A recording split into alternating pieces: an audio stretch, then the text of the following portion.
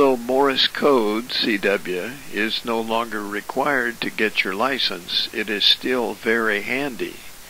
The signal is very narrow and requires simpler equipment to transmit and to receive.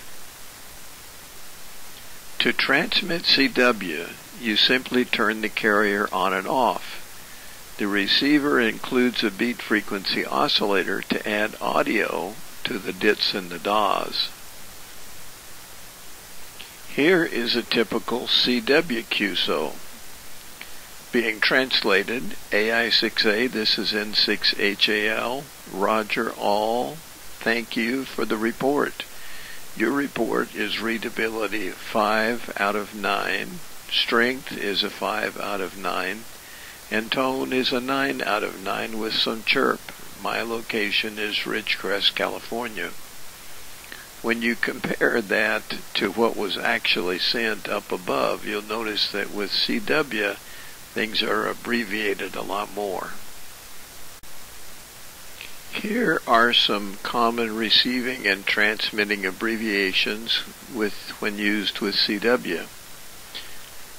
AR, sent as one character, means end of the message, or SK, end of the QSO.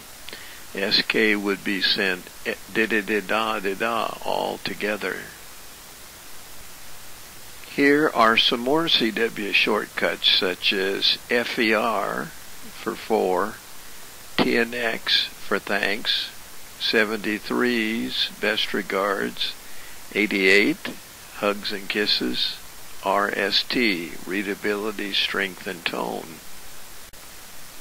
With CW, you also use Q signs or Q signals as follows. QSL, I acknowledge your transmission. QRZ, who is calling me. Radio teletype, RTTY, comes from the days of old-fashioned mechanical teletypes. It uses 2 tones and has no error correction capability. PSK31 is a computer-generated mode which has become very popular. The signal is generally only 31 Hz wide, which is very narrow. Packet is used on both HF and VHF. It includes full error detection and correction. Packet is not nearly as popular today as it was a few years ago. Pactor is a digital mode that has very good error correction. Pactor 1 is free in the public domain, but Pactor 2, 3, and 4 are proprietary, which means you have to pay money for equipment to send and receive these modes. Slow scan television is generally used on HF to send a picture snapshot, such as a photo of a tornado passing through the area. There are 2 ham organizations supporting emergency communications. The Amateur Radio Emergency Service, ARES, which is open to any ham, and the Radio Civil Emergency Service, RACES, which requires formal membership. RACES is the more formal of the 2 organizations. To become a member of RACES, you must be registered. If you ever receive a distress call, the first thing you do is to call them back. After you have received their location and the nature of their distress, you relay that information to the authorities, such as the 911 operator.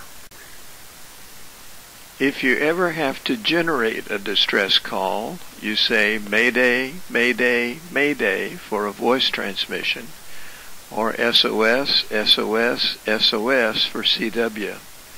Then you give your call sign, location, and the type of assistance you need. The FCC allows you to use any frequency and mode for a distress call, so long as an emergency actually exists. And now for some review questions.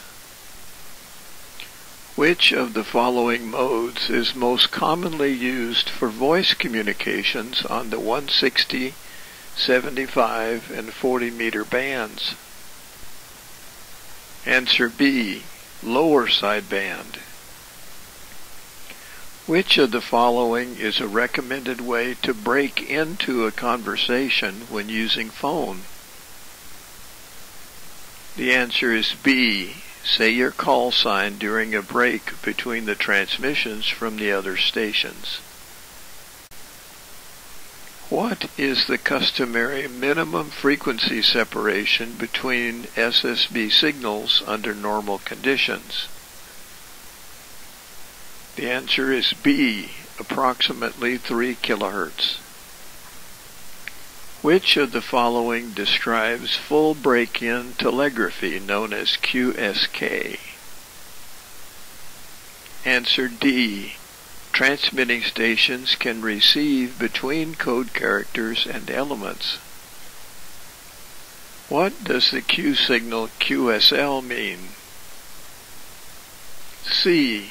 I acknowledge receipt. How is a directional antenna pointed when making a long path contact with another station? Answer C, 180 degrees from its short path heading. What part of a data packet contains the routing and handling information? Answer C, the header. In the PACTOR protocol, what is meant by a NAK, an NAK response to a transmitted packet? The answer is A. The receiver is requesting the packet to be retransmitted. By way of review, read chapters 1 and 2.